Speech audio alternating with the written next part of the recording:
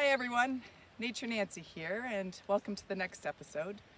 So I can't seem to stay away from the water's edge because there's so much life. And so this time we've come to this marshy part of a river to look for some frogs. Let's see what we find. As we were looking for frogs, the first creature that we saw was this northern water snake. And they are incredible swimmers. And often you'll see them swimming at the water's edge, or you may see them basking on a rock or a log to warm up their bodies. Now, another bonus find for us today was this crayfish. It's a giant one, and it's related to the lobster. It's a crustacean, as you can see, with its front two claws and its four other sets of legs. And they move on those legs forward, but they can also zoom backwards if there's danger. And their eyes are on the top of their heads, but because their heads can't move back and forth like ours, their eyes are on flexible stalks so that they can look and find danger or whatever they want to eat. After seeing the snake and the crayfish, we decided to focus on the frogs, and we found this first frog. It's called a green frog, camouflaging itself in the marsh. Now it's very, very still so as not to be noticed. Now, frogs are amphibians, like salamanders. They need to live near water. They've got smooth, moist skin and big, bulgy eyes, excellent sight and amazing hearing. You can actually see its eardrum right behind its eye here. And they can hear above and below water. It's called the tympanum. They breathe through their skin, but they also are able to breathe through their nose. So they have a couple ways of breathing. Now, we did try to catch this frog, but it was way too fast. But it gave us a chance to see it swim. They are incredible swimmers, and there it goes, going back for camouflage. Well, I was finally able to catch this little green frog.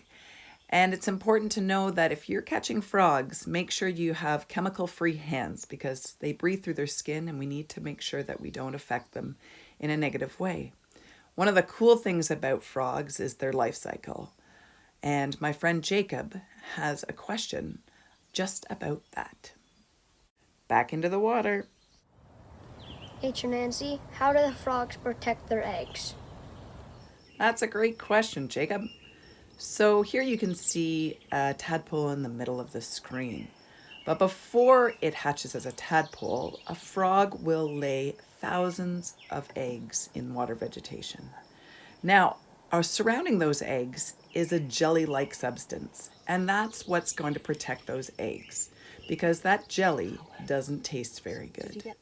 Here you can see a more mature tadpole developing.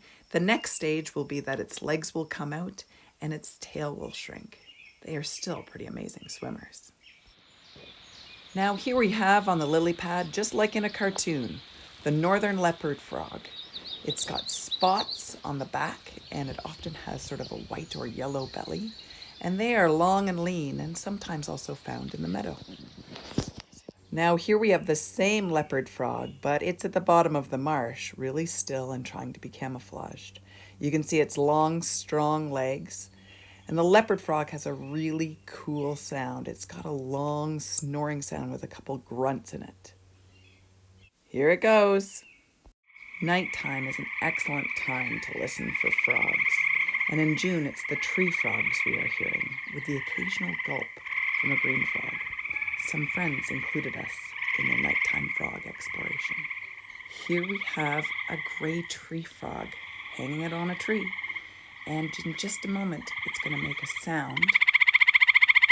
There it is. That uses its vocal sac.